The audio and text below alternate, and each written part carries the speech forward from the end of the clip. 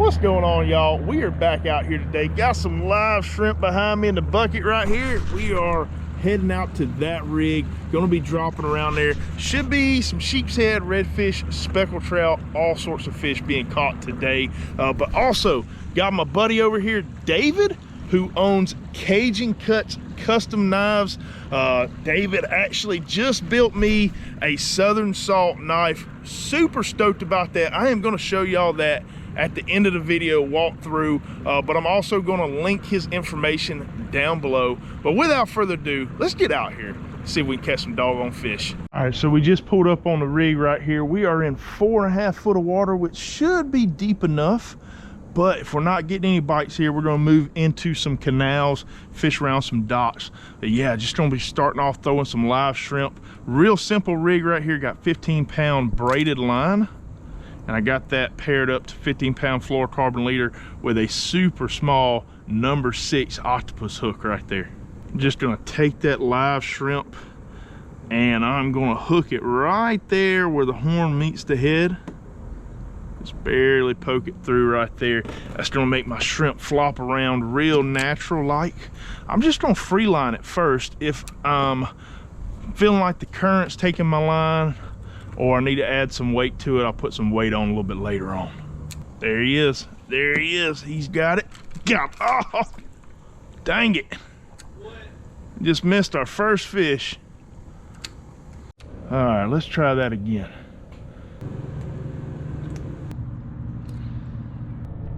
Got him.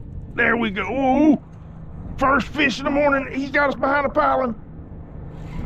Oh no. Whew. There we go. Got him. Oh, what do we got?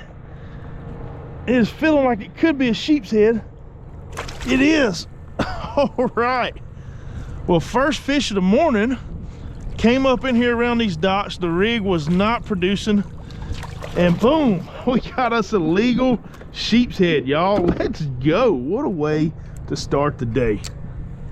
This fish almost had me wrapped all the way around on the backside of that piling. And look at that beautiful fish right there. Dark gold, a little bit of green on her head. Probably one of the more beautiful fish out here. Definitely fun to catch. David is going to be keeping, so this guy will be going in his box. We'll get ready to drop down, see if we can catch us another one. All right, getting ready to drop back down on this next piling right here. But out here using this live shrimp, you know, live shrimp is just such a versatile bait. Everything out here eats this shrimp. You know, the way we're kind of vertically fishing right here, we're kind of targeting sheepshead, but it wouldn't be completely out of the realm of possibilities to hook a really nice bull red or slot redfish. There's mangrove snapper in the area, speckled trout, white trout. You never know what you're going to catch throwing live shrimp around. Oh, he nailed it. Hoo, that was a good thump. See if we can get him to bite again. He's got it. Got him. Psych.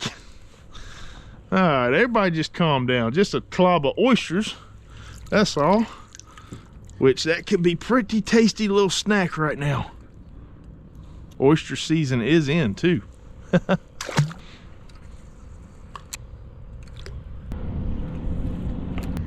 Nope, I think it got bit. Yep, he's getting bit. He's on. That one got my bait. All right, let's see if we can get that guy to bite again. He's been hanging out right on the outside of that piling. He's got it. He's got it. And go. Yes, sir. Come here. Oh, ooh. What do we got? I know it's a sheepshead. Another decent one. That would be our second keeper right there. They are stacked on this piling, y'all. Come here, get in that. Yeah. Starting to put a little bit of a pattern today. Looks like 5 foot is the deal. We've been fishing all around these docks in here, which is around 3 feet. Not really getting any bites, maybe one here or there.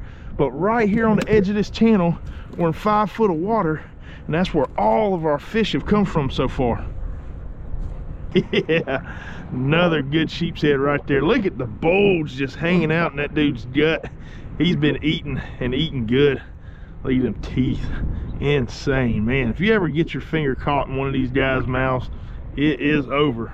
Kiss it goodbye, because it is gone. All right, another one for the box. So cruising around in this area, right, all these pilings, they got barnacles and stuff stacked up around it. But if you notice, there's certain pilings like this one right here. I'll try to zoom in for y'all. There's a lot of patches missing around that piling, so that tells me that's an active feeding area for sheepshead. That there's definitely sheepshead that are visiting, you know, this whole zone right here. So if you're traveling through and you see pilings that look pretty much untouched, it's probably not a good place to stop. But if you see patches missing out of them, that's an excellent place to cast a line. See if we can get another one off the same little pole. There he is. He's got it. He's pulling down. Oh my gosh. That was not. That wasn't a sheepshead. That was that redfish we were talking about. So he was bulling down on me, which is not a good place when I'm spotlight pointed this way. He was headed back behind that piling. Well, I hope y'all are enjoying this content so far, but check it out. I have got a ton of awesome content coming y'all's way this year, and I promise you I have some stuff that y'all have never seen done before. If y'all would, please hit that subscribe button though, to make sure y'all get to see all of that content. I am trying to get to 75,000 subscribers this year, and I need all of y'all's help to do that, so please hit that subscribe button. All right, let's try that again back there. Oh, David's hooked up on something.